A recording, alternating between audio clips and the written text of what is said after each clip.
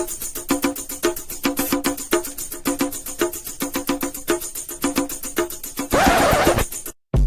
stop fronting and use your head. Wake up. America is Babylon, and she will be destroyed. Revelation 18 says, come out of her, my people. You must leave now.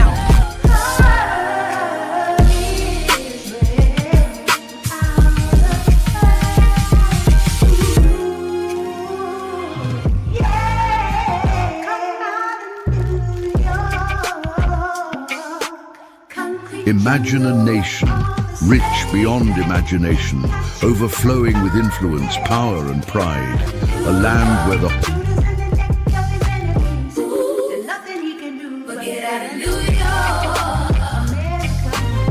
Wake up. America is Babylon, and she will be destroyed. Revelation 18 says, come out of her, my people. You must leave now.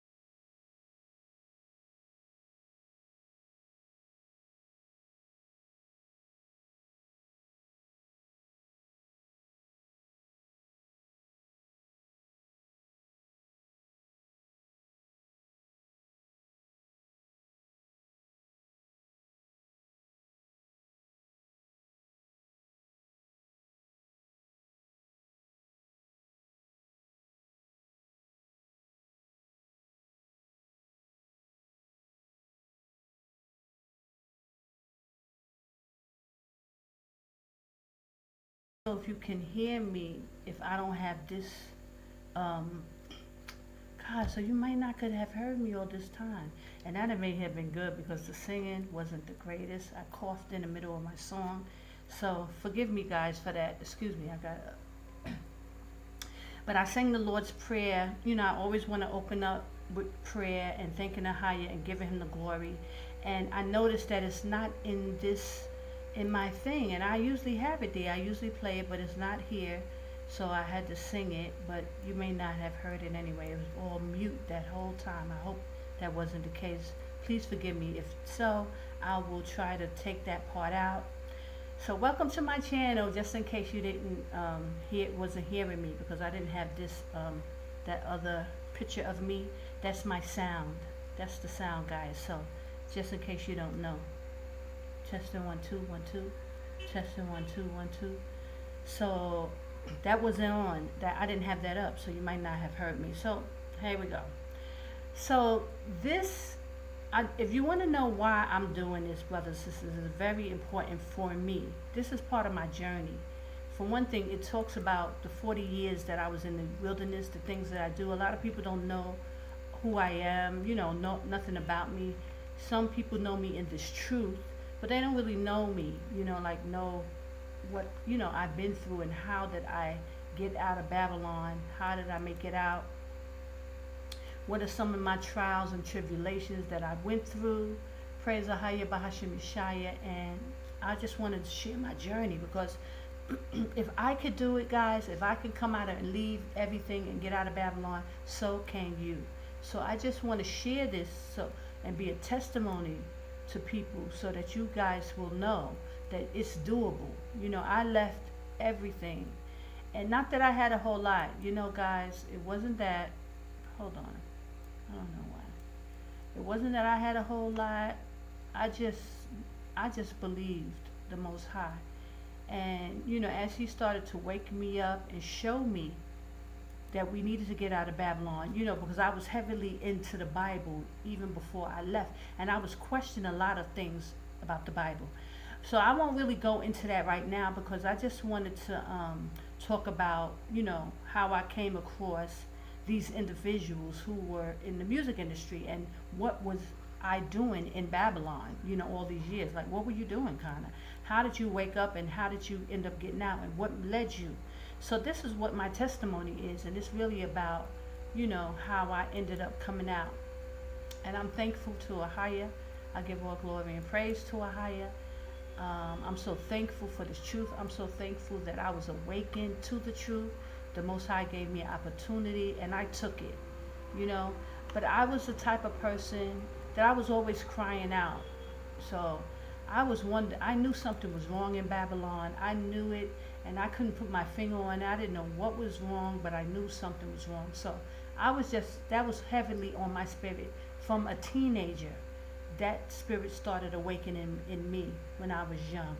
So, while time the Most High finally woke me up, and I ended up, starting to understand that I could leave Babylon.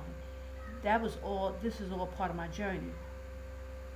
And I'm just going to say this before I won't make this too long, that during the time that I was in Babylon pursuing music, I loved music. I was always singing. I was chasing my dreams. I knew in the back of my mind, something in my spirit, I knew that I was buying time.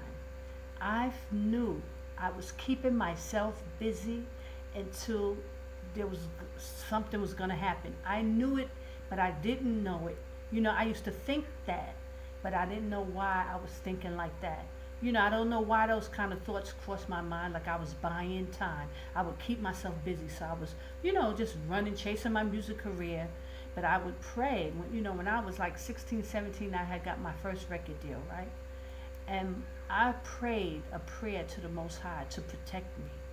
I knew then, as a child, at 16, 17 years old, that I needed to be protected in this music industry. Now, by all means, none of the information that we have today was known. Like, we didn't know about people selling their soul like that. to the extent that they actually are selling their soul. We didn't know that. I didn't know that for sure, but I was praying to ask the Most High to protect me. That was my prayer when I signed my first record deal. And I remembered that, and you know, because I heard about the casting couch. You know, that's the extent of what I thought the music is, you know, on the casting couch, that people had to sleep for roles and things like that. So that I was praying on that level, like I didn't want to have to do anything like that. And I thank the Most High. I understand now that the Most High heard my prayer, and He definitely protected me the whole time. I can say that the Most High, I scathed through that music industry. The Most High was keeping me. And I had that, and the reason why I'm showing you some of the things that I did, like I sang background for Michael Jackson. I was in the midst of Puffy, and you know, these type of situations, and the Most High protected me the whole time. And I prayed for that protection. I thank the Most High for hearing my prayers, and I had to talk about these things. So that's one of the reasons I want to talk about. This is my 40th year anniversary of me being in the music industry. You know, I'm independent artist, and I've been independent for a long time, but it's still, you know, it could have went a lot of different ways for me, and I just have to give the glory and honor to the Most High. And so that's another reason why I'm here talking about these situations, and you know, people I've met, so people can get an idea, you know, of who Kana really is. You know, those who know me in this truth, you know, get out, come out of my people cover. That's all I do on the internet, is warn people and tell them to get out, get out, get out, what the Most High tells me to say. But behind all that, I had a journey, and this is my journey, and I'm so thankful, and I'm honored to talk about it, because I left Babylon. So, and I want to give other people some incentive to know that you can leave, and don't think that, oh, you need to do this, and oh, you need to do that, and oh, you need to do this. Obedience is better than sacrifice, brothers and sisters. Obedience is better. That's scripture. Obedience is better than sacrifice. Don't feel that you must stay in Babylon to do anything, because the Most High said, come out of her, my people. And I'm just so thankful that I heard the voice, that I heard that call, and I heard Him telling me to leave, and that I listened. Because I know now that it's a choice. I could have easily chose not to go. I could have easily found reasons to stay. You know, especially me chasing the music industry. You know, that alone would have made me. And I was being tested. And this is something else I'm going to talk about. I was offered $1 million for a distribution deal while I was in Babylon, right before I left, right before the Most High was waking me up. And I believe that's why He woke me up, because I was offered to take the money, right? And that was my test, and I chose not to take it. So I just want to let people know these type of things, and I'll go into that. It's a long story. And I kind of spoke about this before. I did it before as my testimony in the truth. But now I'm gonna tell it again from the perspective of being in the music industry and being an artist. That someone offered me a distribution deal for $1 million, and they were gonna sign me for my publishing and things like that. And I was gonna go on tour for my God's Promise album, and I didn't take it, and I walked away, and I walked out of Babylon. Praise AHAYAH. Let me clap it up for me. Praise AHAYAH by Yashaya, because if y'all could hear that, a lot of people aren't doing that. A lot of people aren't walking away. A lot of people stay, and you thinking that they're gonna play games in this music industry, and they're gonna outsmart these demons. You know, they think they can, withstand all the wickedness. But praise AHAYAH by Yashaya, I didn't try it, and I'm thankful, And please, we all could have, wished that we had the money, but it wasn't worth my soul. Praise AHAYAH. And there was a lot of tests, guys. I went through a lot of tests while I was in Babylon. Looking back now, So I wanted to talk about when I met Teddy Riley Dabarge and Chico Dabarge. That's what this is about.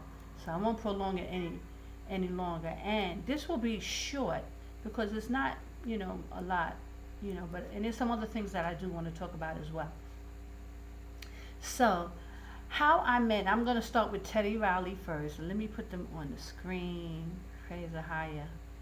Teddy Riley. Now, for those of you who don't know who Teddy Riley is, I'm going to tell you because a lot of people may not know him because he's been quiet these last like 10 years. I don't know what, but he's so rich, I guess.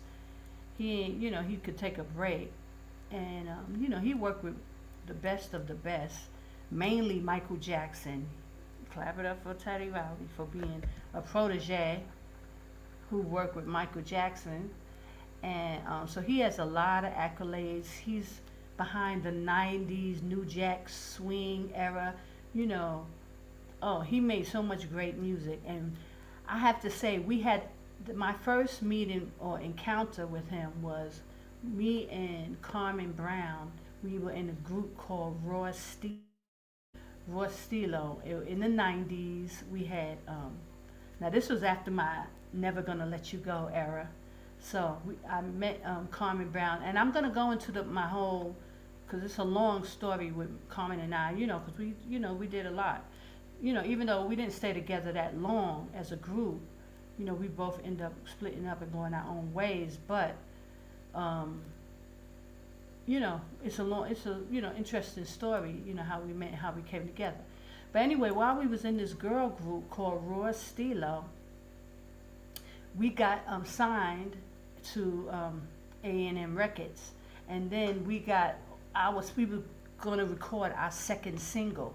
Our first single was Cuties, and it was okay. It was on the radio, I think, and it might have touched Billboard a little bit. So it was a cute single, and it was a blessing. But then we were going to do a whole album. That was just a single, and our next single was going to be by Teddy Riley. Praise AHAYAH. So we ended up going down to Virginia. We rode down to Virginia. Hope you can hear me. We rode down to Virginia and we went to Teddy Riley's studio, and we was recording our next single. And I think we were there for a day or two, not much long. I mean, however long it took us to record the song, and it might have been a day. I'm not even sure if we ended up spending the night, in a hotel or something. My memory is not the best, guys, so please forgive me with some of this stuff. And that's another reason why I want to do this. It's kind of bringing back some of my memories, like things that happened. Because when I left America and I didn't think about nothing, y'all. I just got up out of there. So, a lot of this brings back some of the memories that, things that I went to. And so I can record it and put it down on paper because I forgot a lot of stuff. So this is one of the things. Like, I know we went to Virginia. We were recording our single with Teddy Riley. It was called Handle Your Business, and I'm going to play it. And we went to Virginia to record the song. Now, I don't know if we actually met Teddy Riley there, because it was his studio. He had a lot of different producers under him, his proteges. One of the guys we were actually recording in the studio with was named Swag. I think that's the name of the brother. His name was Swag or Swig. And he was like a chunky guy, big guy. And he was doing the recording of us. But I'm pretty sure we met Teddy Riley, and he was there, and it was his home. But I don't remember the whole encounter, so please forgive me for that. But I just praise AHAYAH that we got to meet Teddy Riley. We got to work with Teddy Riley. That's a big thing, because Teddy Riley. Now I wanted to read his bio. So for those, because he's got a lot of, Gen Zs or whatever it's called, new millennials, and they don't even know who Teddy Riley is, because Teddy Riley has been quiet for some time now. I was wondering what happened to him. So let me just Google him really quickly so y'all will know how big of a producer he is. He is the inventor of New Jack Swing. Praise AHAYAH. And let me see about him. His name is Edward Theodore Riley. He's an American record producer, songwriter, credited with creating the New Jack Swing and hip hop and R&B fusion genre. Okay, so that's Teddy Riley. Like he is so huge and he's so rich. So that's why for the last 10 years, it's like he's been under a hiatus, you know, kind of thing. And he's just recently coming back out. You know, I don't know why, but I had saw him on that guy's show. There's a guy who does a talk show.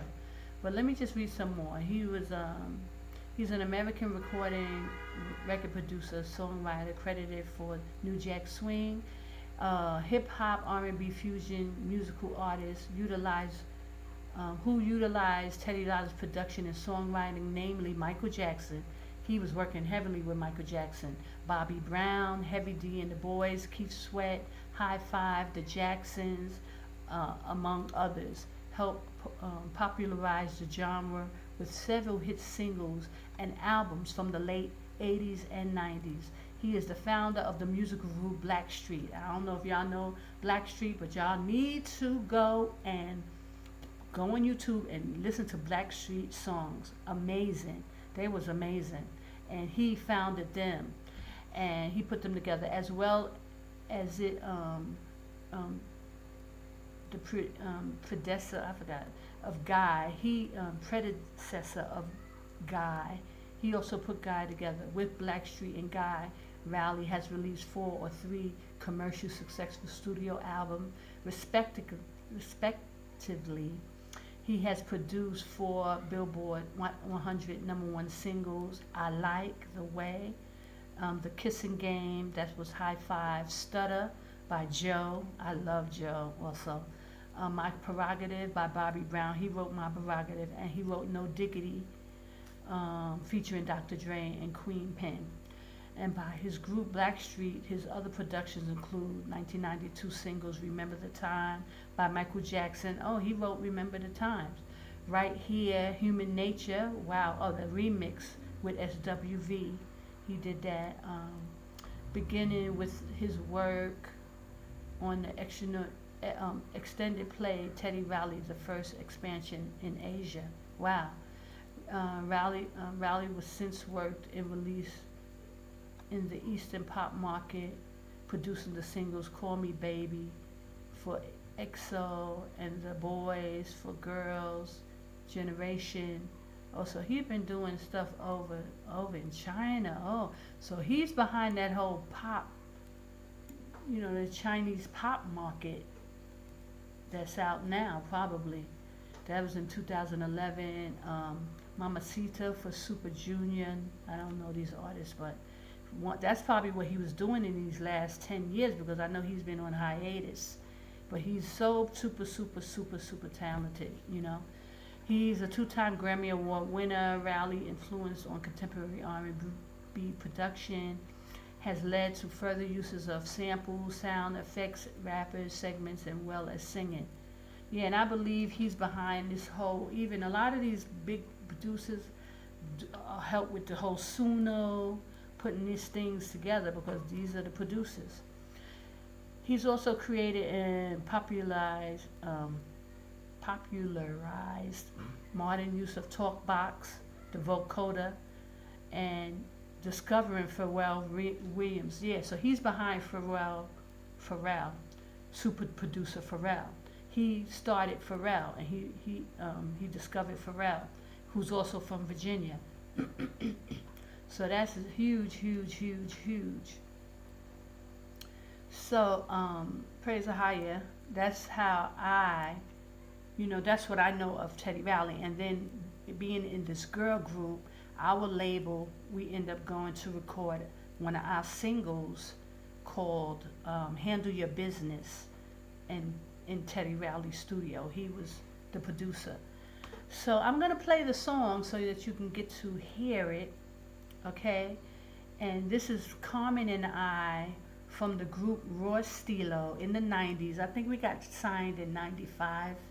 I gotta look it up to be sure. Let me go and just to check it, because I'll be forgetting. Hold on, guys. Okay, hold on. So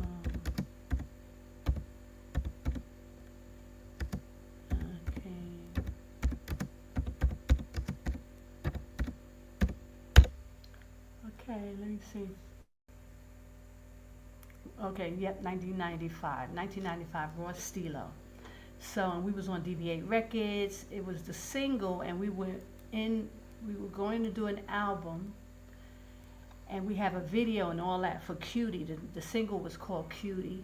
And when I cover, you know, Raw Steelo segment, I'll play that. But I just want to play the song by Teddy Riley that was produced by Teddy Riley. So hold on a second, and let me share my screen with you.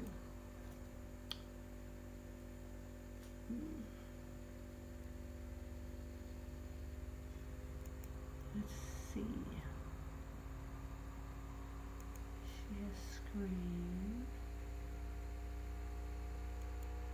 Okay, it's kind of long, so I may not play the whole thing. But here we go.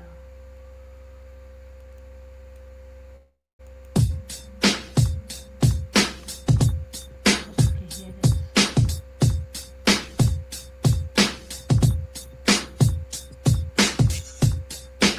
This is Carmen right here. You see my pointer, and here I am. Okay, I'm on the right, she's on the left.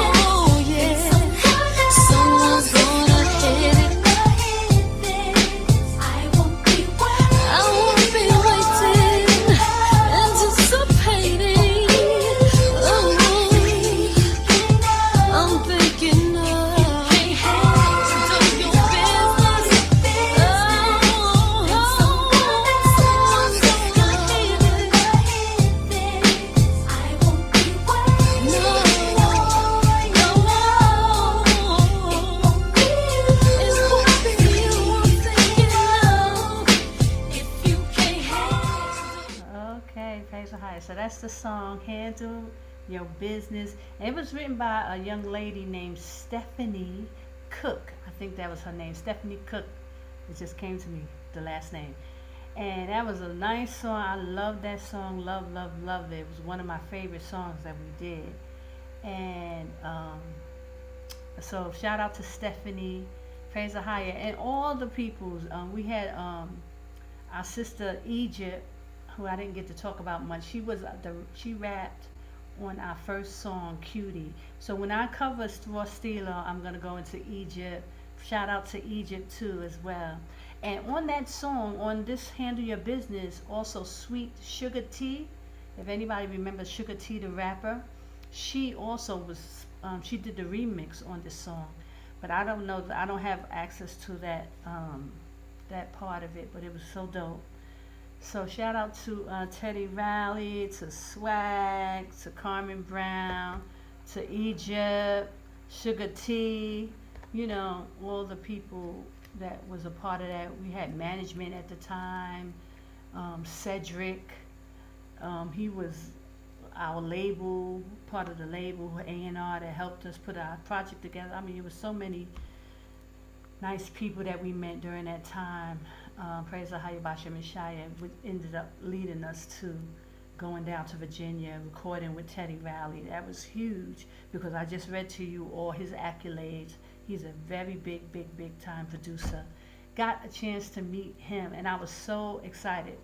So that was just one of the times that I was in his presence, because I don't even really remember, you know, us being in the studio with him actually, but I just know that we did end up, we worked with him, and, you know, we did the song with him. Praise AHAYAH. So let me move that off the screen, because I met him at another time, a couple of times after that, before I woke up to the truth. I told you guys that, now let me just stop real quickly.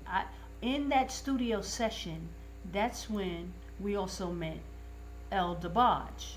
Dabarge was in the studio at Teddy Riley's house. And so I'm going to talk about him, but I just want to finish with Teddy Riley, but don't let me forget, you know, but Dabarge, but he was so quiet, but I'll get back into it. Okay, so then that's the first time, you know, I encountered like Teddy Riley, working with him. That was huge because I actually worked with him. You know, Carmen and I, you know, went to the studio, this and that.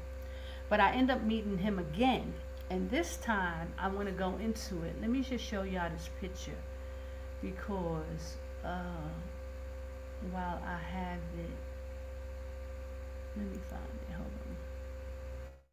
Because I end up meeting him again a couple of times while I was in California. I had moved to California.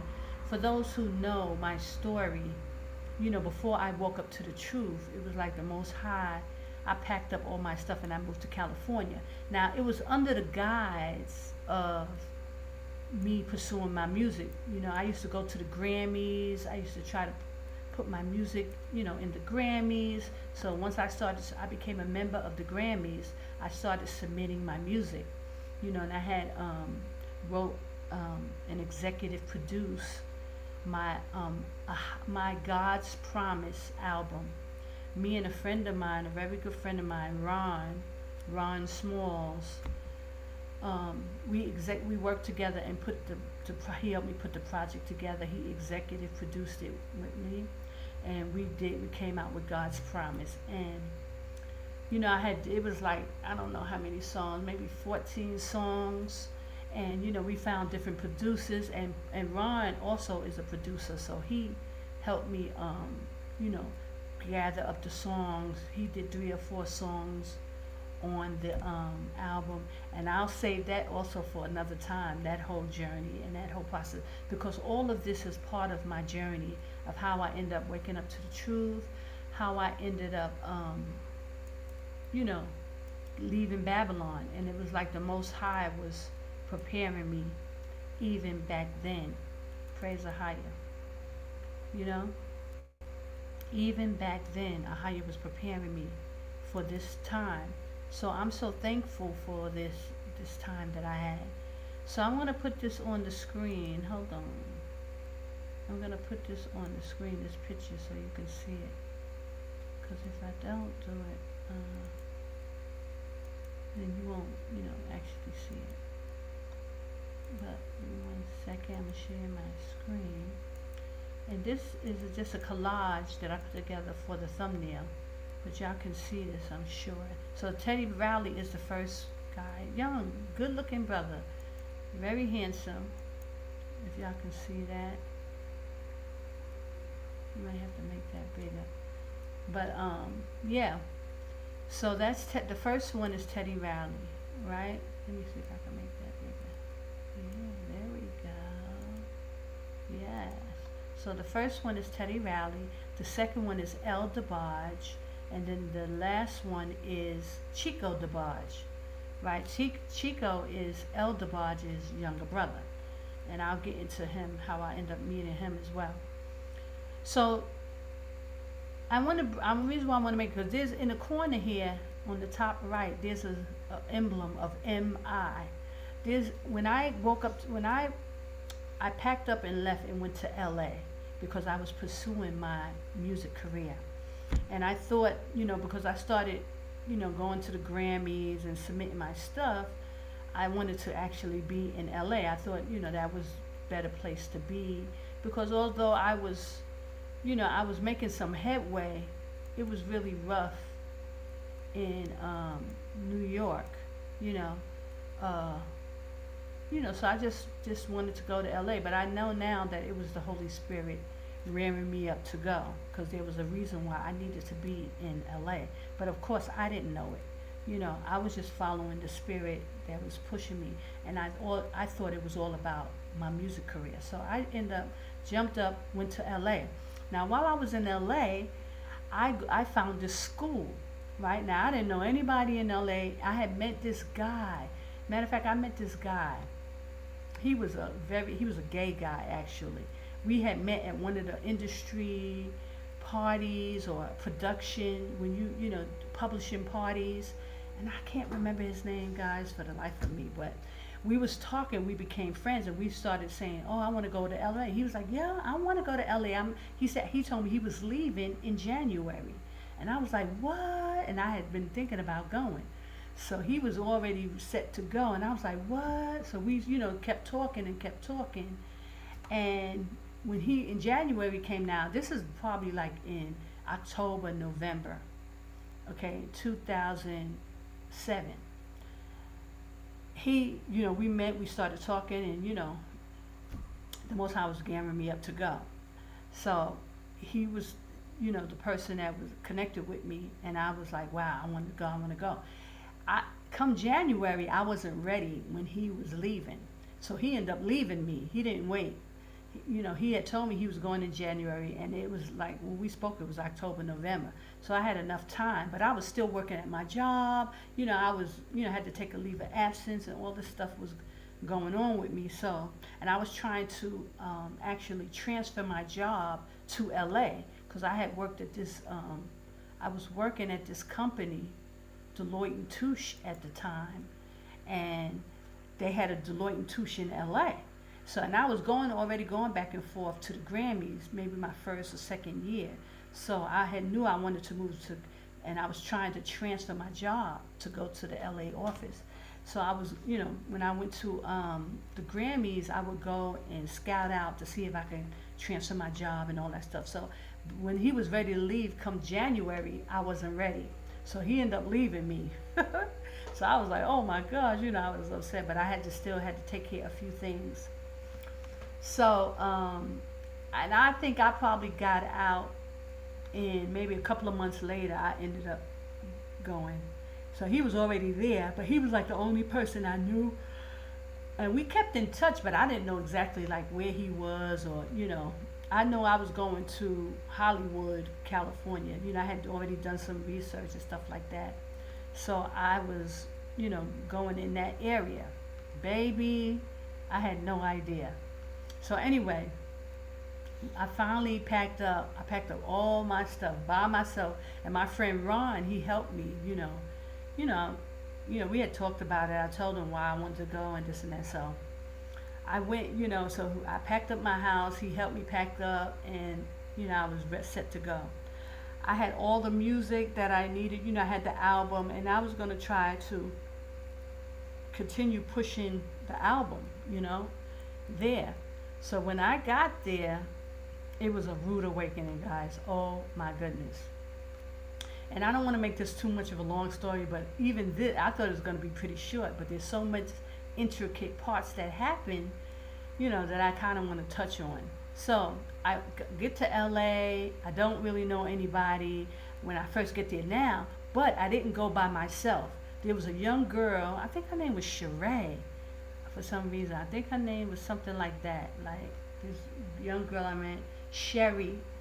And there was another guy who was my dancer who told me he wanted to go too, and I forgot his name. Wow, there's so many people, guys. And he told me, but he flaked on me at the last minute. Me and him had decided, he wanted to go too. Something with a C, I forgot his name. But he, and I was just pissed with him because he was so flaky. But he was my gay friend. He was one of my dancers, because at the time, I was doing shows and stuff like that too. And I was doing some kind of play, how I met him. But we ended up being friends, So then we met, and Sheree was my dancer. She was a dancer also with me because I was doing videos, and for the music, I had the album, God's Promise, I had done.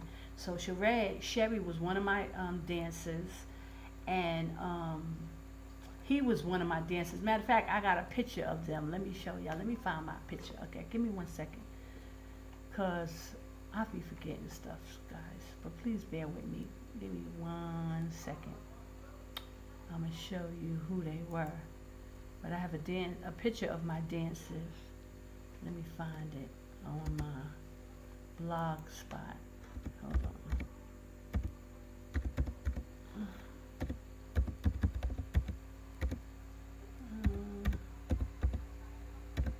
See, I forget all these things. I should have had this stuff ready, but I'll be forgetting, guys. So sorry.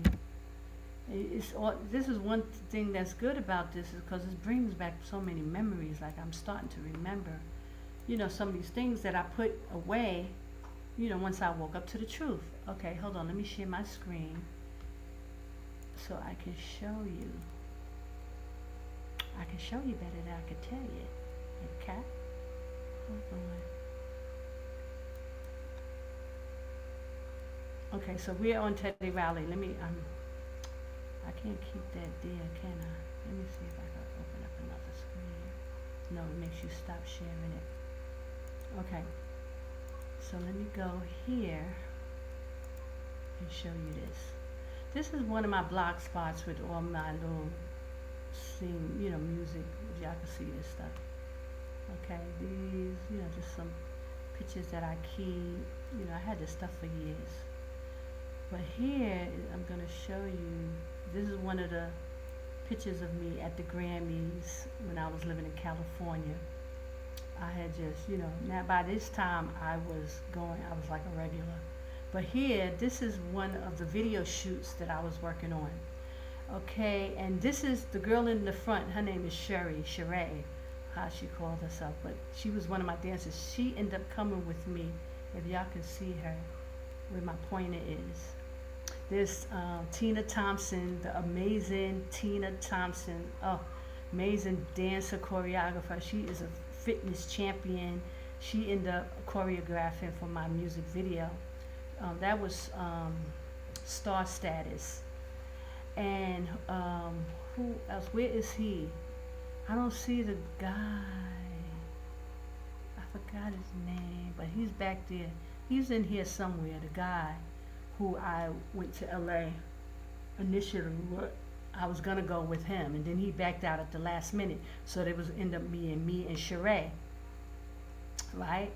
So it was me and her. This is me here, guys, with the microphone with the red hair, and this is Sheree. She was one of my dancers. So she wanted to go to LA too. We got to LA, boy, oh boy, it was like a rude awakening. Oh my goodness, guys. Let me go back.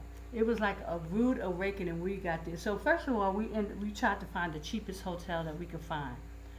We end up downtown LA, and anybody who knows about LA knows it is horrible downtown LA. That's the worst place. It's like Skid Row down there. So we found this hotel online, you know, and it don't tell you, you don't know anything, and if you don't know nobody, you don't know. So only contact I had was the guy that I told you, the gay guy had met, who had ended up leaving before me. So we were scarcely, staying in touch. So when I initially got there, you know, I didn't call him right away. He didn't know when I was coming. So we ended up at this scavy hotel. So now we like, oh my goodness, and we started running out of money because we started being there like 2, 3, 4 weeks, almost a month. Started, you know, we had to find work and da. So she ends up, the girl, Sheree, ends up calling someone that she knew, but I couldn't come with her. Like it was some, you know how LA, if y'all know how LA is really, you know, like that. You know, everybody is like grasping for straws. There's a lot of artists, you know, who's trying to make it and da. So it was a rude awakening. I had so much stuff I had. So what happened what I end up doing is, you know, calling my family, and my sister helped me with her sister-in-law, her brother's family. Her husband's brother family had family in LA. So I end up meeting his family, and they come and they picked me up and, you know, let me go and stay until I was able to get on my feet. But it was a rude awakening in LA, and I just had to go. But anyway, so then at that point, the reason why I want to talk about this is because I end up finding this music school. This music school is called Musicians Institute. Oh my goodness, I love this music school. I end up going there. You know, I end up finding me a job. I started working at this hotel, you know, like the Holiday Inn or one of these, you know, hotels. I got a job. And I started paying my way to go into school. Now, initially, when I saw the school, I was thinking I could go into the school and become a teacher, because, you know, I wasn't in my teens or early 20s. I was older now, you know. This was right before I ended up coming to Babylon, you know. I was in my late 20s going into 30s. So I was more, you know, very seasoned in the music industry by then. And, you know, so I figured I could go and be a music teacher, or not so much a music teacher, but a voice teacher. You know, there's a lot of things, but I didn't know, you know, I didn't know how to play an instrument. But so I got shocked when I went to this music school, because it was the bomb, and it was some very high level musicians there. So I had to be there, so I had to figure out a way. So I didn't get hired, you know, as a singing teacher or a coach. So then I went back to my house where I was staying, and I was like, I gotta start figuring out a way to get back into that school. So I ended up becoming a student in the school, and I took a couple of classes. I took piano, I took music lessons, I took, you know, different things. And I loved that school. I ended up staying in there. I stayed at that school for the 3 years that I was in LA. Every year I just kept enrolling in it. Awesome school. I can't tell you enough how much I love that school. But I ended up meeting a lot of nice people in that school. And so the name of it is Musicians Institute. And there's a lot of, I want to tell you who I met. And I'm going to talk about him another time, but let me just say his name now. Breezy Lovejoy. Now, y'all may not know who Breezy Lovejoy is, but I met him at the school. But it was very vague when I met him. I just happened to meet him, and I'm going to go into it at another time. But Breezy Lovejoy is actually, what's his real name? Gosh, I forget. Let me Google it real quick. I forget. I can't believe that. Oh, Anderson .Paak. Y'all know the musician Anderson .Paak, who he did Silk Sonic with I'ma leave the door open. Leave the door open. I'ma leave the door open, boy. Anderson .Paak, and what's the other guy's name? Bruno Mars. They did Silk Sonic. Well, Anderson .Paak, before he became Anderson .Paak, his name was Breezy Lovejoy.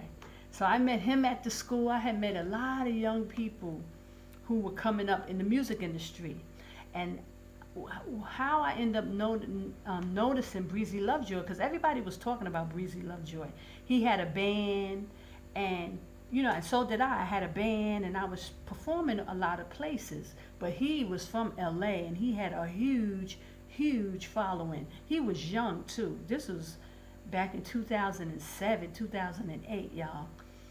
And Anderson .Paak was already on the scene. So he had did the BBQs in LA. There's on Sunset Boulevard. That's a big, it's like the Blue Note in New York. It's like that. They have a lot of those little staple places that artists go perform in LA. So he was performing. This is just a quick one because I'm gonna talk about him another time. Breezy Lovejoy, aka Anderson .Paak, he was performing, and everybody was talking about it. And I was doing little shows, and I was trying to get into BBQs, and I had, that was one of the big places. So I wanted to, go there with my band. And so I went to see him, and baby, it was packed. He had packed out the place. He was so dope. I was front and center watching his show. He was he played the guitar, y'all. He played the piano, the keyboards, and he played the drums. But when he was in the MI, I guess he was learning the drums. He was in the drum program. But his main thing, he was playing the guitar and he was playing the keyboards. He was so amazing. And he could sing, he could play both instruments. He sold out the place. He had a huge following even back then. And this guy was young. He had to have been like 18, 19 years old, 20 years old. So, and most of the people in Musician Institute were young. Had just graduated from high school. There was a few older people, but the majority of them were kids. And he was one of them. But I had met so many talented young people, and a lot of them were playing for me. And I had a band, and I had already, I had already had my CD done. I was already pushing my music, and I just was really trying to put the band together because I was trying to go on tour, and I was just using all this as a stepping stone. Okay, so I just wanted to get through all that and talk about the school, because that school just blew me away. I was like amazed. I was in love with Musicians Institute. Baby, nobody can tell me about that school. I just loved it. Still to this day, and I even aspire to doing my own Musician Institute. I would love to do that kind of school, a music school. But that's neither here nor there. But that's what was on my heart and spirit, and I didn't even want to leave that place. I mean, I was there for the whole 3 years. I kept taking classes, and and I still don't know how to play the keyboard, but that was one of the courses that I had enrolled in. But I learned how to read music. I learned all the, fundamentals, the theory of music. And so, even though I don't practice at all, and that's why I have my keyboard and stuff, but I don't really go on it. Even the guitar, I didn't get a chance to take the guitar program. I wish I had, but I took the keyboards. They had this girl group, like a trio, a cappella group. I had enrolled in that, to clean my ear for my harmonies and tune in, because my off-key notes and all that stuff. I'm very bad with that. But that's what I was trying to do, so I was taking I loved that school, guys. I loved it. Couldn't stop. And I met so many different people. So another person that I met so many. I met this awesome kick behind drummer named Ruthie. Just loved her to death. She was bad, guys. She was so awesome. And she was so bad. Like, she was again, 18, 19, they were all young. She was a drummer. She was in a drum program. Kick behind drummer, Ruthie. And she ended up playing drums for Van Hunt. Van Hunt, and I'll end up talking because we went with her to her rehearsal one time. We ended up meeting Van Hunt. But Van Hunt is actually the one who's engaged now to Halle Berry. I don't even know if he's singing anymore, but Ruthie was playing for him. So, and that's how dope she was. And y'all can go Google him and listen to his music because he's amazing. But now I don't hear about him playing, and he's all into, Halle Berry. I guess they got engaged, and they probably gonna get married. But so that was one. But also my friend, my dear friend who I had met, she was another young person. I'm gonna show her picture. Okay, I'm gonna show her picture. I have to find it though, because I had it all prepared, but then of course, I didn't come on last week, so please forgive me. Hold on. Let me remove that. I forgot I had that on. Okay, so now let me go and show you another young lady that I had met in the school, and we became real cool. Hold on.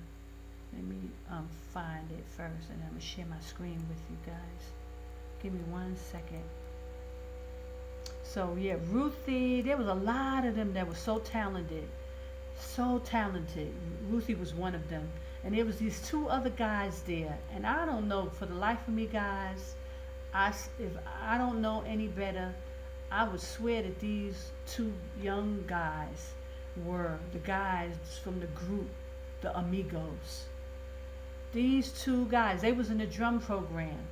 But now, the guys, Offset and Takeoff, I think it was them too, but I'm going to have to find Ruthie or Patience. They'll let me know because you know me.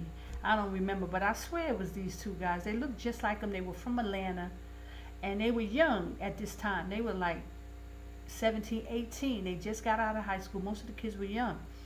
And they was only there for a year or two. So it could have been them, and I don't know, but I gotta ask somebody. But let me move on. So here I met Patience. Patience was my friend, and she was young. I'm gonna share my screen and show you guys Patience. This is Patience. Okay, and she was in the singing program as well. She was a singer, model, beautiful young girl. Okay, let me make that bigger.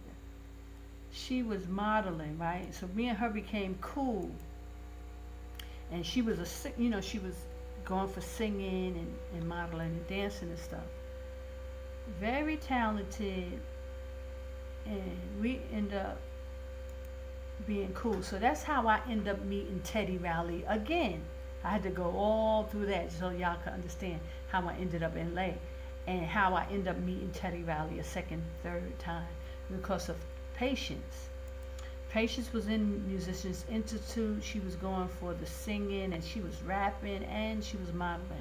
Very pretty. So me and her became cool. So I would start saying like I was her manager. So guys, so if anybody knows my story, y'all know that me and when I talk about waking up to the truth, I was at an after party. It was me and Patience. We started connecting with Snoop Dogg and his entourage, and this is how we end up meeting Teddy Riley, or I don't know how we end up with Snoop Dogg's entourage, but I'll talk about Snoop Dogg later. At another time, I'll talk about Snoop Dogg, but because this is Teddy Riley's thing. Teddy Riley had taken a liking to her, or something like that. Hold on, let me just make this picture bigger. Right? Teddy Riley had taken a liking to Patience, and she was going to. They kept inviting us to the studio because me and her, I was like her manager. I was saying I was a manager, and she, so we kept getting invited to go to this session with Teddy Riley. So that's how I ended up meeting him a second time, and this time, I really was spending time with him because we would stay in the studio all night. We met up with them about 3 or 4 times. We kept going back, and him, I don't know why he was in LA. I believe he was working with Snoop Dogg, because Snoop Dogg was in the studio, and I don't know if they were working on one of his albums. Maybe Teddy Riley had did a song for him or album for him. But we kept going back and forth to the studio, because then he started trying to put together a group, I think, or something, with Patience. She was trying to sing, she was trying to get on, and she ended up meeting Teddy Riley. And so, I was going with her to the studio, but I never got the chance to tell him that I was in this girl group called Raw Stilo, and that he produced our song for us. I never got to tell him, because when we were there, every time we was with him, it was a whole bunch of people. We was in the studio, they was smoking weed, it was crowded, there was a lot of women and, a lot of guys, and Snoop Dogg was there, and he had his own, I'm gonna go into this another time, his own weed roller. So we was dying laughing about that, because the guy just sat there all night rolling weed for Snoop and his entourage. So, this is how I end up meeting Teddy Riley for the second time, and then the third time, because we kept going back to the studio, meeting them. And I forget all the ins and outs of, what was going on, but I know, Patience was talking to him on the phone, long hours, because he had really, took a liking to her. And then we would go, and I would go with her back to the studio. So I never got to tell Mr. Riley that he actually did a song for me and Carmen, that I met him years ago. But, so that's how I ended up meeting Teddy Riley a couple of times. And each time he was just always so nice, always humble, oh my goodness, quiet guy, like Michael Jackson type, he took on that type of persona. Very humble, soft-spoken, and nice guy. And so, I ended up waking up to the truth, and that's how I ended up leaving LA, and I ended up going straight to Israel. So, but this was part of my journey. Like, this is what I was dealing with in LA. I was putting my own band together, and I got offered $1 million for my song, for my album, God's Promise. And, she wanted a publishing deal with me. But that was something separate outside of this, But I was negotiating that deal. I mean, it was so much stuff going on. I praise Yashaya. But in the midst of it, I started waking up to the truth. And the Most High started telling me I needed to leave.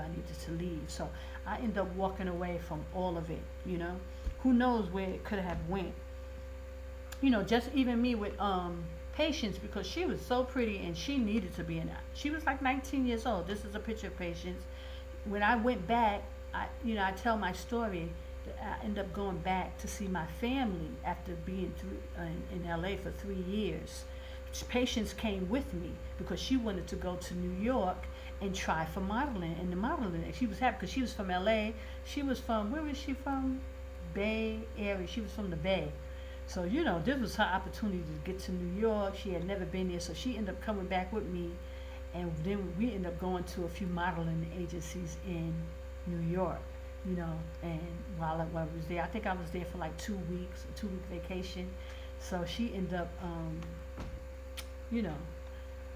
going and getting her opportunity to go to New York. But then she ended up going back. I don't know if she went back before me, because I was staying with my family and, stuff like that. But she stayed for a good 2 weeks, and she hung out with me, and then we went to a few modeling agencies. She got a chance to put her stuff in. But then after that, when I came back to LA, that's when my life was starting to change. The Most High was dealing with me. I ended up, waking up to the truth, and I started knowing I had to leave, and I was all looking at Israel, and everything just went topsy-turvy. The Most High woke me up. I had to go. So everything just, I was gone, The Most High called me, and I woke up and I left. But I was in the midst of all this stuff that was going on. And I know she was continuing with Teddy Riley.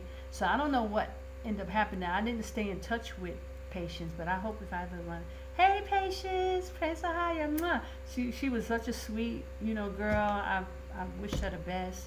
I pray, something came of her career, whatever endeavors, because I know she was into music as well as modeling, you know. So that was my story with Teddy Riley. So that's how I met Teddy Riley and the times that I was encountered with Teddy Riley. It was amazing. We was in the studio with him. He was doing some major projects. Snoop Dogg was there. I'll go into that at another time about Snoop Dogg. But it was all during my awakening while the Most High was dealing with me and calling me out of Babylon. It was really amazing. So then also during that time, so I tell you, so going back to Virginia, when I first met Teddy Riley, he did a song for Carmen and I, Handle Your Business, which I played. Don't forget to hit the like button, guys. Like, share, subscribe. Please, please, please help my channel. It does nothing but, if you help me out like that, please. Okay, so then I believe that it was El Dabarge who was in Teddy Riley's studio. He was just kind of hanging out. He was so quiet, and we were talking to him, and I believe it was El Dabarge, but don't quote me on it because he had a lot of brothers, and it could have been any of one of them. But I believe, because I know it was Teddy Riley and how big he is, El Dabarge would be sitting in his studio. I mean, it's not far-fetched. But I believe it was El Dabarge that, Now, El Dabarge, he had a lot of hit singles, y'all know. Oh, my love, waiting for you. He is, very high-pitched voice, but El Dabarge is amazing and a fantastic singer, and it was a privilege to have met him like that in the studio. But he was so humble, and he was, I think he was at, one of his low parts during his career, like a lot had not been going on at the time. But look, he was in Teddy Riley's studio, so, that's big enough, and like I've read all of Teddy Riley's accolades, so he's a major producer, Grammy nominated, Grammy received, hit maker, He created his own genre and his own lane. So I am so honored to have done a song with Mr. Teddy Riley, praise AHAYAH'S Yashaya. And I recently saw him on, he's coming out and he's doing some talk shows. He's doing the circuit. He was on Sherry recently. He was on, who else? This guy, but I can't remember his name, but he's out now, and he was on this talk show, and he was talking about Michael Jackson, actually. Hold on.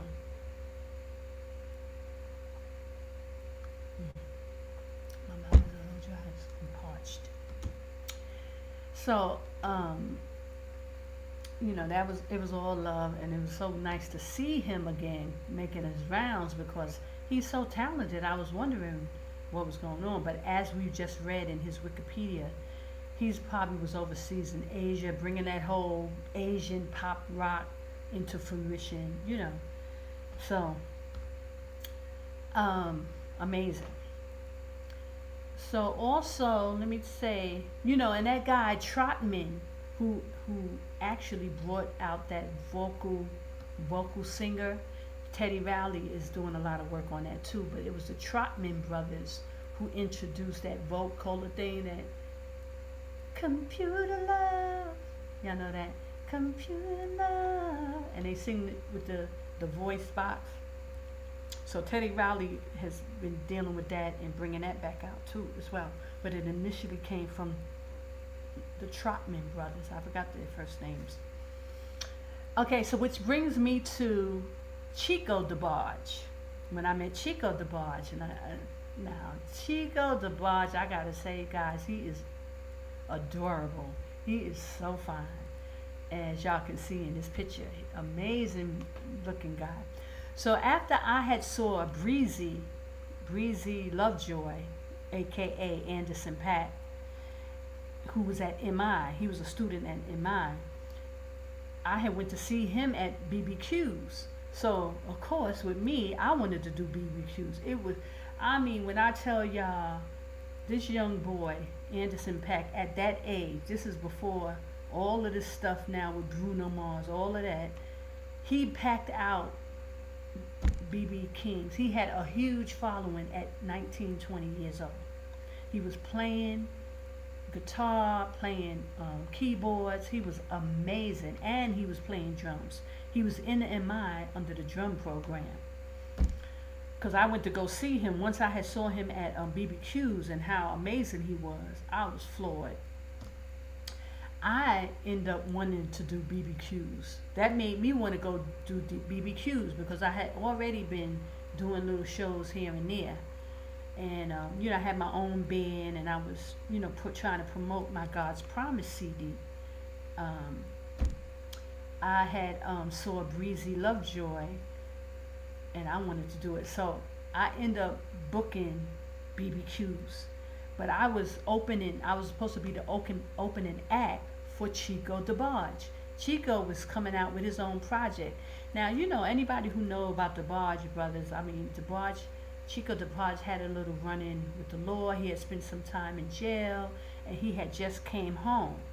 And he was promoting his album and his song. So I ended up, getting BBQs, and I was opening up for Chico. So he was the main artist, and I was there, and I had my little band. But guys, I knew nothing about the whole LA scene, So it was I had gotten a rude awakening. You were supposed to, how they do in LA, and which is really practically everywhere, but I didn't know this yet. Was you not pay for play, but you had to sell tickets. You had to sell tickets in order for you, to have a crowd.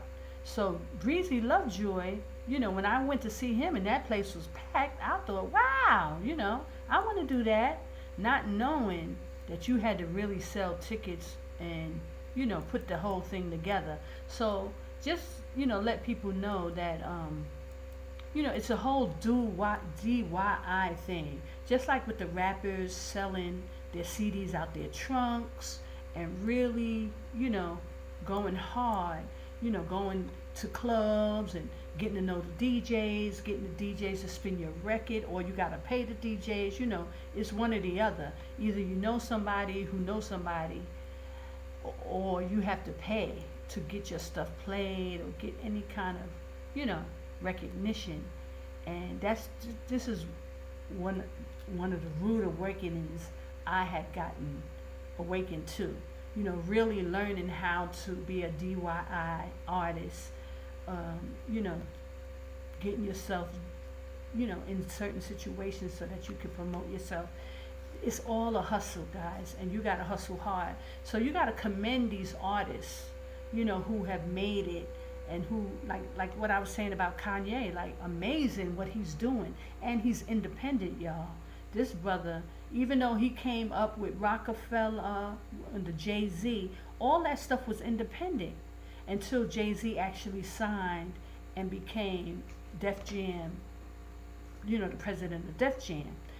Him with Dame Dash, Jay-Z, Dame Dash, and all these brothers were doing it on their own. Because if you listen to Dame Dash's story, who I also want to talk about, and I'll talk about that another time, he tells you that he was managing Jay and he couldn't get Jay signed to nobody. This is how these record labels are. They will be turning people down, no. Even you be really dope and they'll still turn you down. So they were putting this all on their own.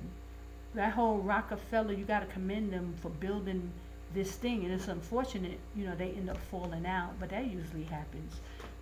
Black people, we don't know how to, do stuff, but praise AHAYA, they did it. And, look at Jay-Z today.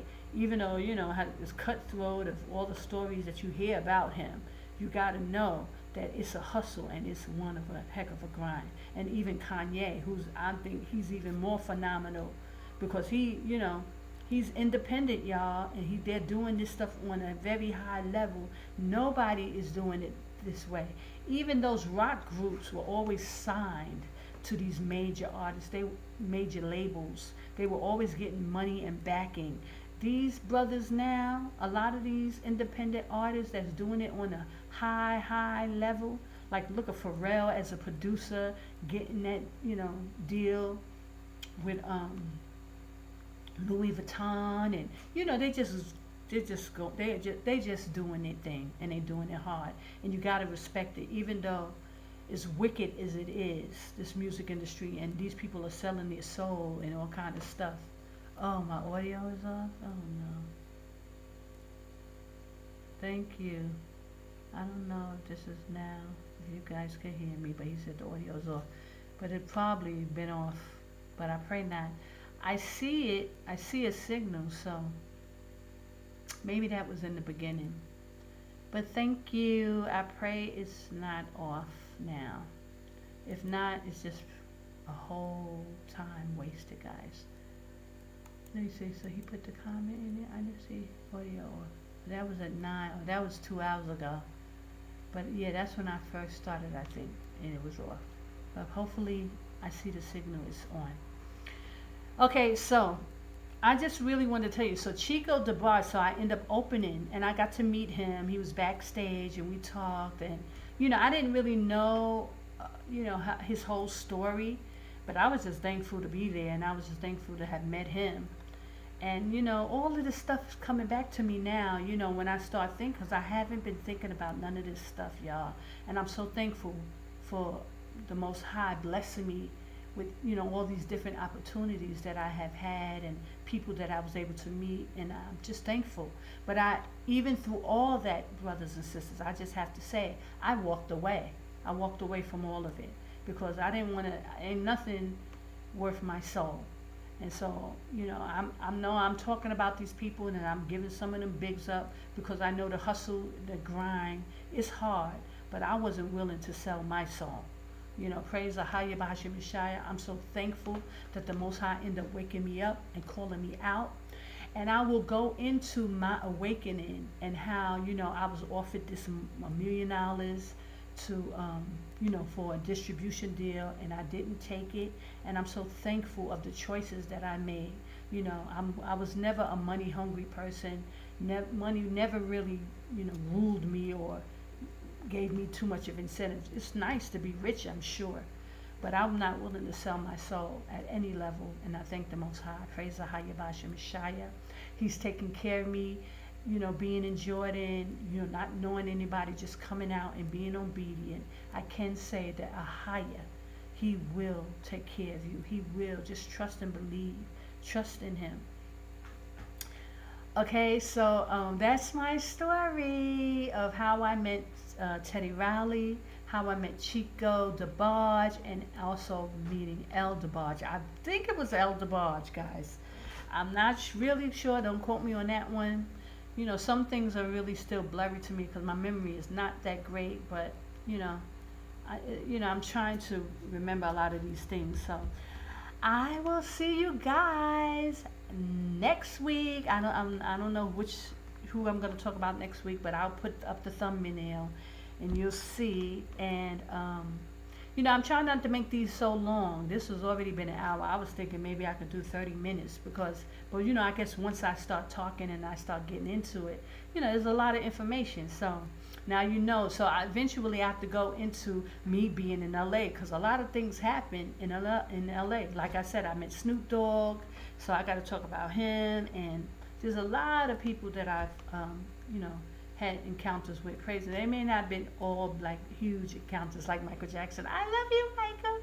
But I did have my encounters, and I praise the higher for these experiences, that I was able to walk away unscathed out of the music business. And I don't have no real horror stories, aside from the fact that I didn't make it. So praise the higher. And I was able to just walk away unscathed. I survived Babylon. I am a daughter of Zion. That's why I sing that song. My skin is black. My body is burned. I survived Babylon.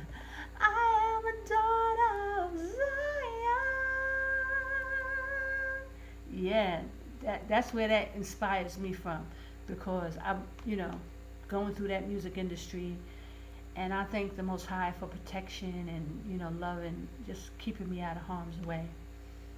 So I give all glory, honor, and praise to Ahaya, Ashur Ahaya, this is just another story. And guys, oh yeah, and I have a few announcements I want to talk about. One, I thought about it. Here recently I've been doing a lot of, always watch the Country Wayne show. And I know the guys, there's a lot of worldly stuff, but I always like to look at things from a biblical perspective. So I think that I'm going to do some Country Wayne, a biblical perspective. Because recently, I always make comments. If you watch these shows, you may see my comments sometimes. And, I try to encourage these people, but also try to keep it biblical. Because, Country Wayne always saying the J name is popping. He called on the J name. And, he's not awakened to the truth. He doesn't know the truth. But his perspective is supposed to be from a godly point of view, from a highest point of view. So they're going through all these scenarios, but it's very worldly. So I'm going to start doing a Country Wayne review from a biblical perspective. And I'm going to tell you why. Because I recently made a few comments, and, there's one of the characters, her name is Amber. Amber, I really take a liking to Amber, because she's wholesome. And even though she's, they're fornicating, they're doing all kind of stuff on the show, she is very, a naturally like a everyday American woman, black woman, doing things and calling themselves Christians. They're calling themselves Christian, but like most Christians, they don't really read the Bible.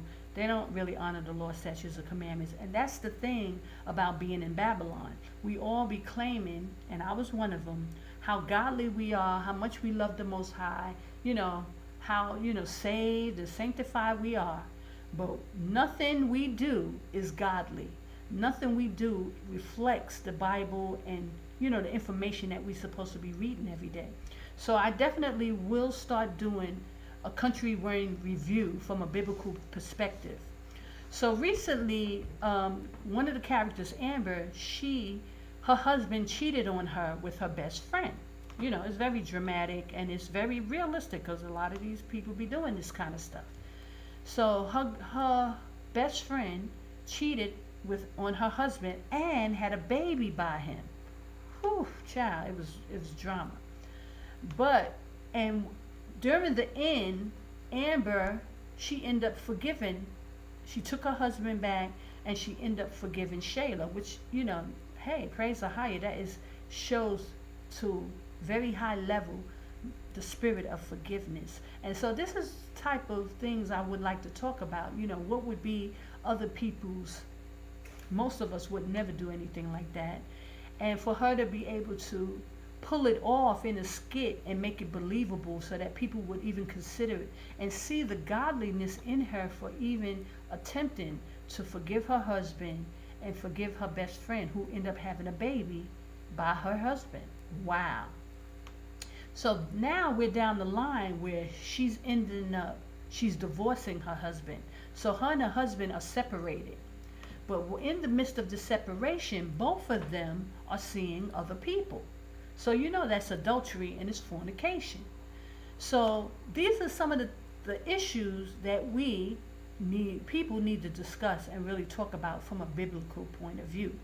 So there's a lot of people who is like, oh, it's adultery, oh, she's fornicating, he's fornicating, this and that.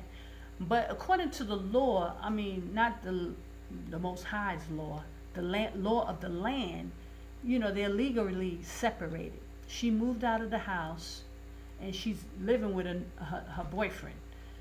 But she went to court, she filed for divorce, and even though the divorce is not granted yet, so they're living in sin actually because they're not. But, we know according to the Bible that what brings the marriage together is when two people come together and lay together.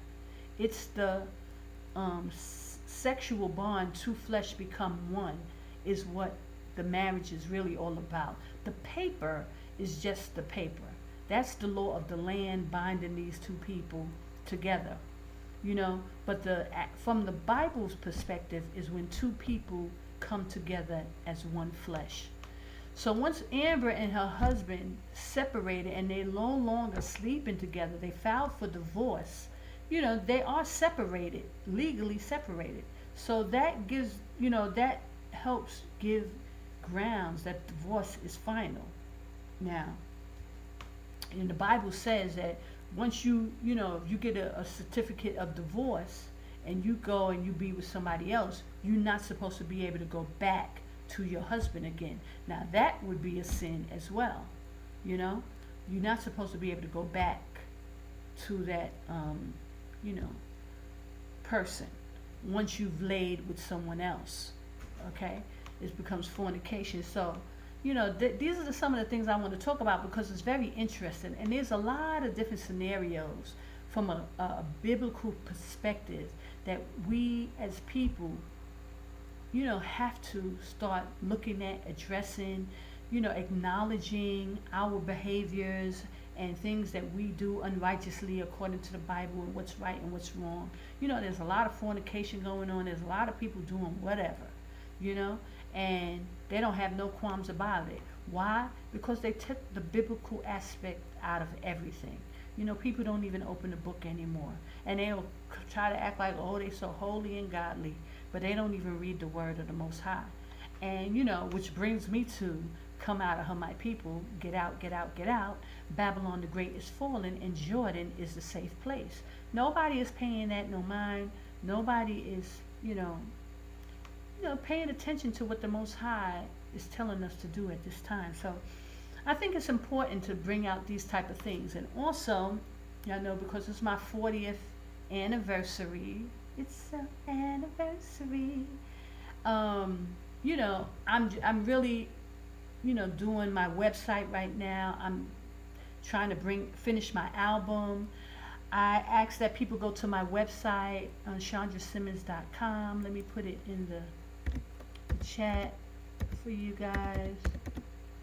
Go to my website, buy some merch, support me.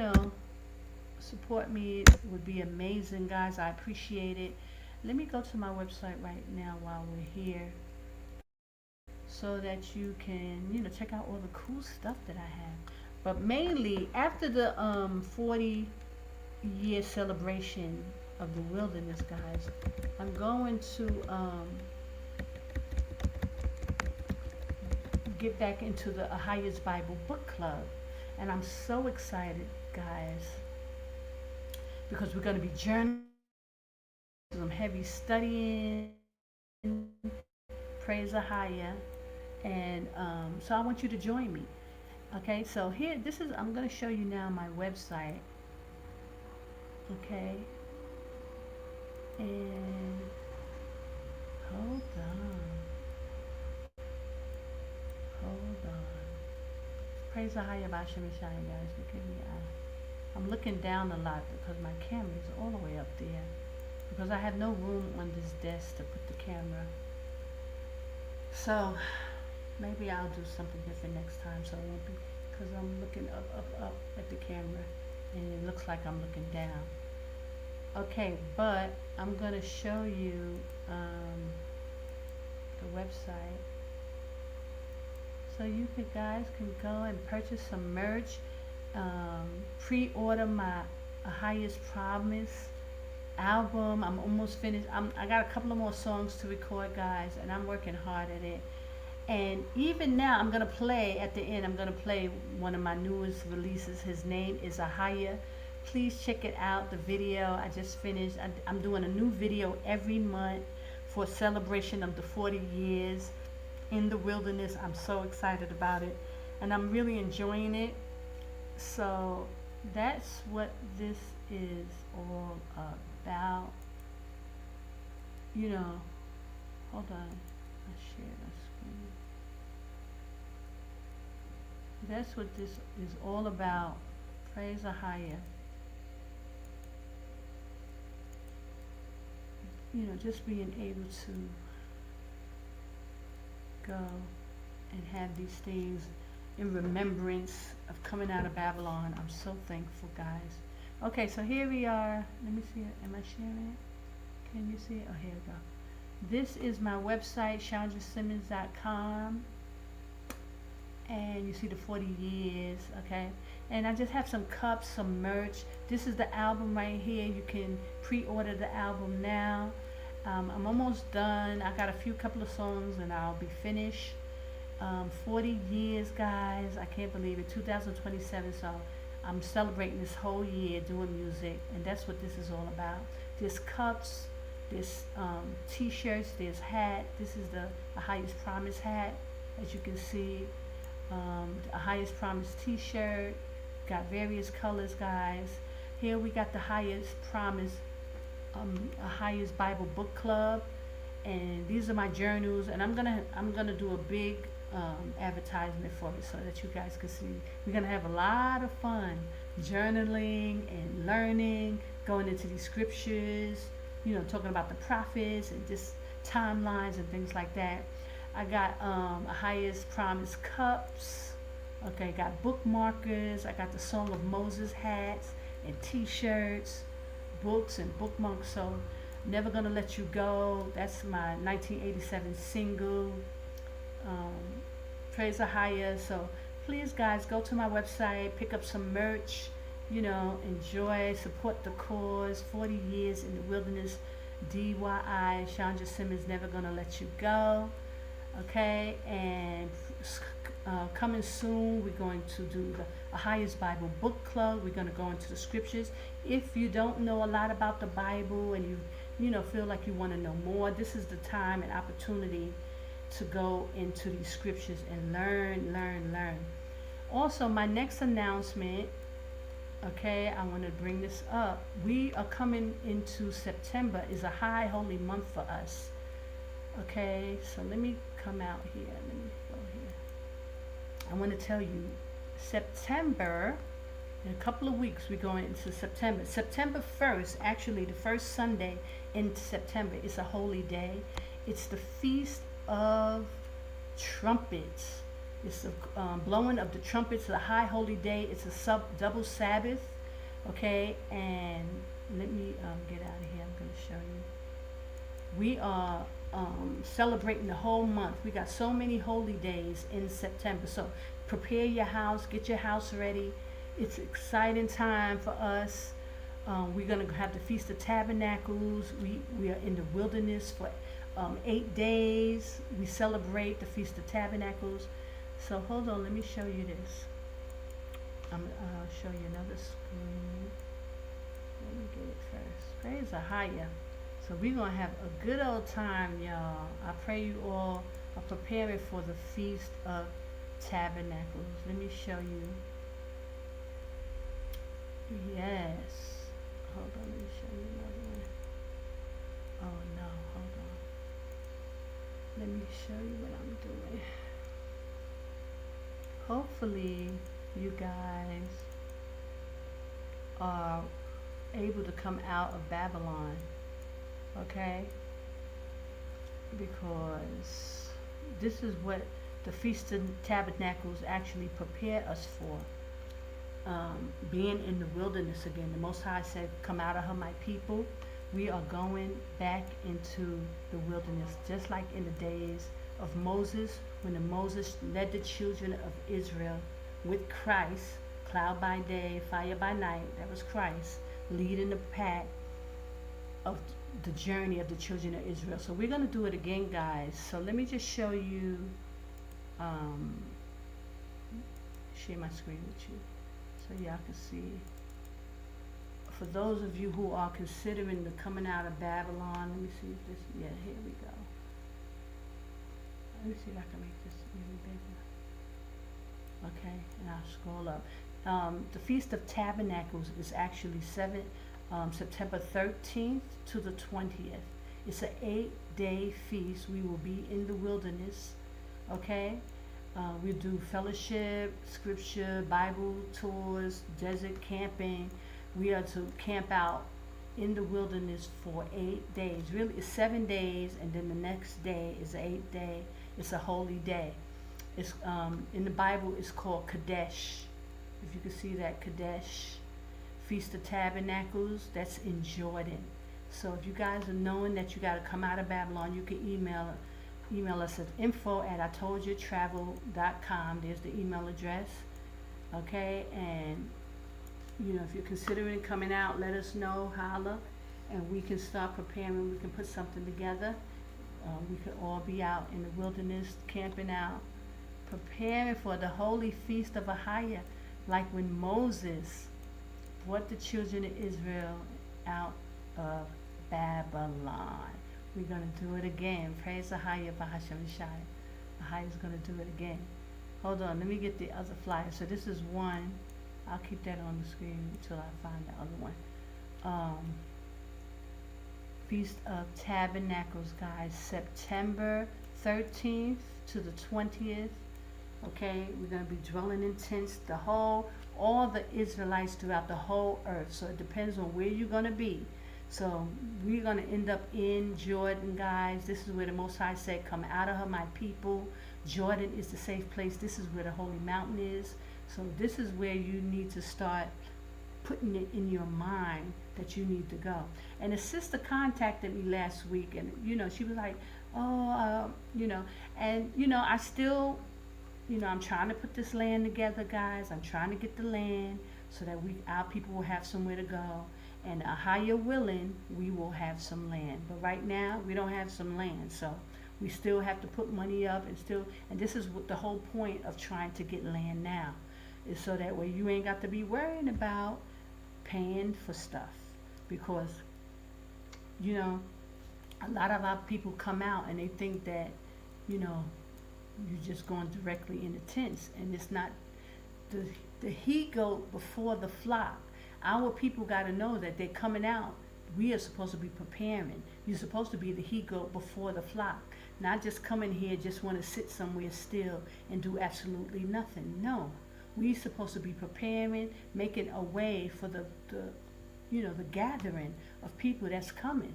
Praise AHAYAH, Bahashem Yashaya. But our people, we so hard-headed and stiff-necked, we can't even understand why you are called at this time. You're called for a reason. You're called to come out and prepare before the flock. Praise AHAYAH, Bahashem Yashaya. Isn't that a lovely picture? It's a beautiful picture. Praise AHAYAH. Love it, love it, love it, love it. Okay, I'm going to stop sharing. I'm going to show you there's another one that I have. Hold on.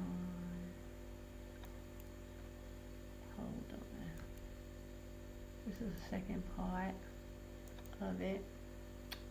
And I think, is that it? Oh. That was the first one.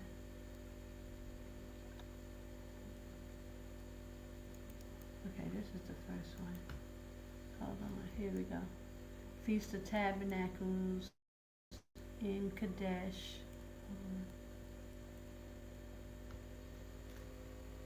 You see it? You can see it September 13th. This is the second flyer. But I will put it up on my YouTube page in my description box as well. So if you're interested, you can email me, for inquiries. info@itoldyoutravel.com. Come out, come out, come out, guys. This is the Feast of AHAYAH. We are going to be celebrating in the wilderness. I pray you get out and prepare your household. September 1st is the Feast of Trumpets, and then 9 days later we go into the Day of Atonement, where we fast, and then after that another weekend pass, a Sabbath. We have double Sabbaths all throughout our holy days in September. Double Sabbath. That means we have the regular Saturday Sabbath, and then the next day, Sunday, is also a Sabbath. Because how the scriptures tell us to keep it. So we keep the scriptures according to the Bible, perfectly according to the Bible. Praise AHAYAH, Bahashem Yashaya. So I pray you guys are preparing to come out of her, my people. Get out, get out, get out. You can see that email address, September 30th to the 13th, September 13th to the 20th, 2026. The Feast of Tabernacles, in Qadash. That's modern day Jordan. Biblical name is Qadash. Jordan, Petra, in that area, brothers and sisters. Don't let no one fool you and deceive you. This is where we will be. Okay, so I just wanted to, bring that out. Oh, and I want to play something for you too. Hold on. Because I thought this was so cool. Yay! Here we go. Let me see if this pops up. Who should I tell the children of Israel sent me unto you? I am that I am. Let me try it again. Who should I tell the children of Israel sent me unto you? I am that I am. In ancient Phoenician Hebrew, Ahaya, Ashur, Ahaya. That's I am that I am. Exodus 3:14. I give all glory, honor, and praise to Ahaya. Please go to the website, support Praise Ahaya. And I'm going to play a little music before I leave. I hope you have a blessed week. I'll see you tomorrow. I'm going to be doing Nappy Hair Chronicles tomorrow, every Thursday at 9:30 Jordan time. I usually come on. So meet me there, fair and square. We're going to go over some news and some things that's happening.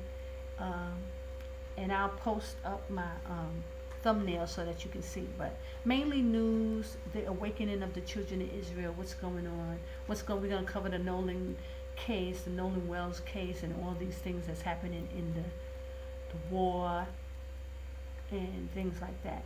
But we haven't had any sirens here, anything, there's nothing going on as far as the war. I don't know if it's a ceasefire or they're starting back up, but we'll talk about that as well. So I give all glory and praise and honor to Ahaya, Ashur Ahaya, Bahashem Yashaya, Wa Qadash, Rawach, Shalom, Shalom. Bless you, brothers and sisters. Stay with me. Oh, let me find this. I want to play this song. Stay with me, guys. Hold on. I'm going to play my new single that's out. His name is Ahaya.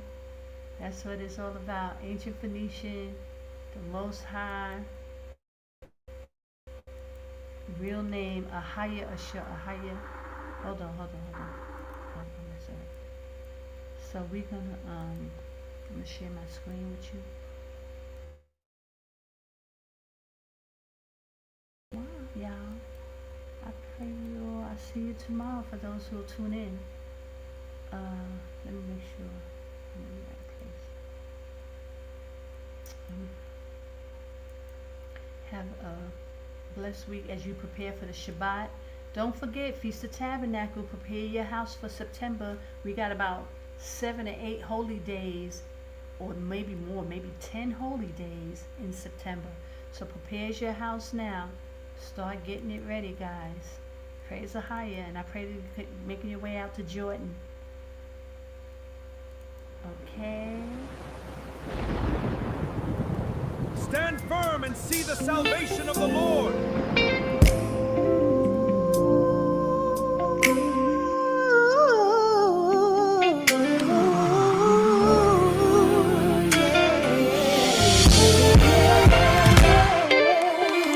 Exodus 3:14. When Moses went to the mount, he asked the Most High, "What is your name?"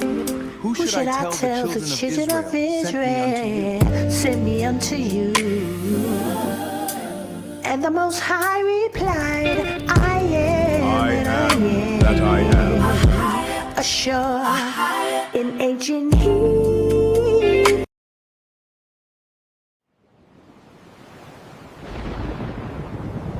Stand firm and see the salvation of the Lord.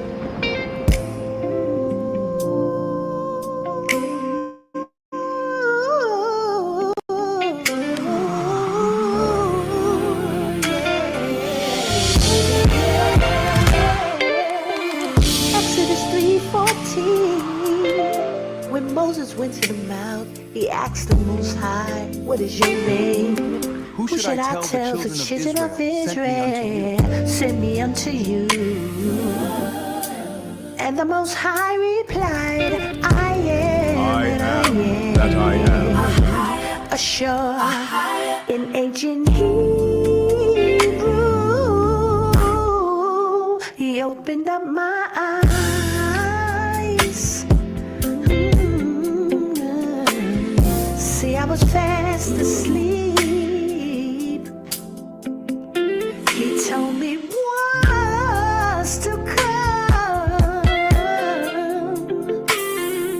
you must worship me. Keep my holy days. Keep my holy way. He said, worship me. You must worship me. Let my people go. Break their heavy chains. Judgment will fall upon you. He gave me understanding to his secret thing. Oh, he taught me how to have faith and trust in him. He's the only one, the only one. He said, if you love me, keep my commandments. He said, if you need me, call my holy name. His name is AHAYAH. That's I am that I am. AHAYAH. I was so overwhelmed, I can hardly speak. Cause of my sin,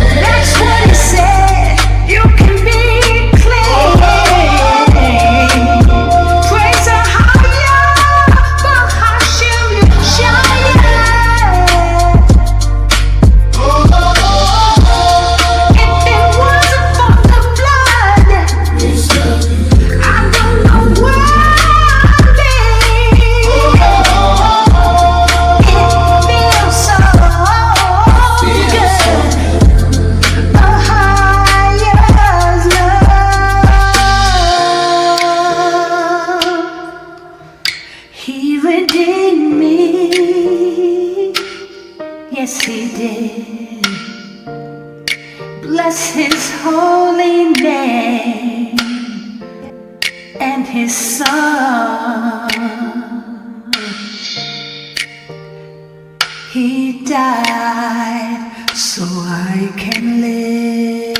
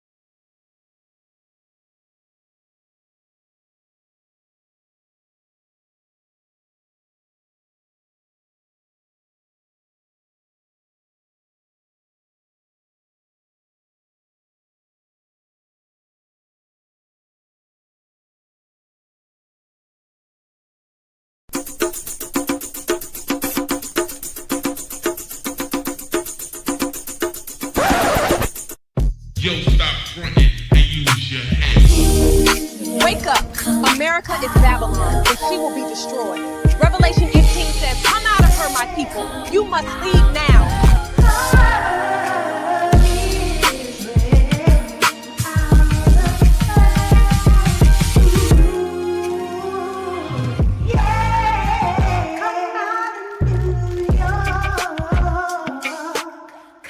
Imagine a nation, rich beyond imagination, overflowing with influence, power and pride. A land where the